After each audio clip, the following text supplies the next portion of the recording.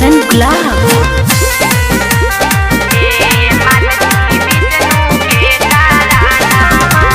UP Bihar में खिलल बाटे नामावा, मालती विष्णु के कारनामा।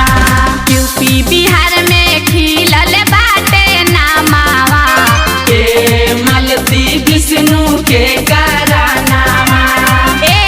मालती विष्णु के कारनामा, काहे लेलू जानावा।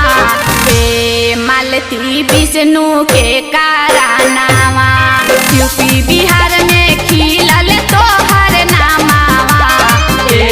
मालती विष्णु के कारनामा। मालती विष्णु के कारनामा।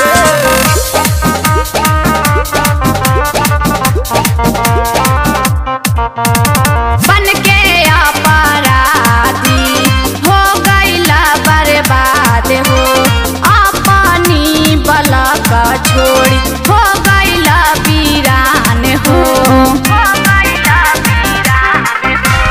बन के अपराधी हो गईला बर्बाद हो, अपनी बलक छोड़ी हो गईला वीरान हो। टारगेट पर चढ़वले दुश्मनावा, मालती तोहरे कारनामा। यूपी बिहार में खिलल तोहर नामावा, मालती विष्णु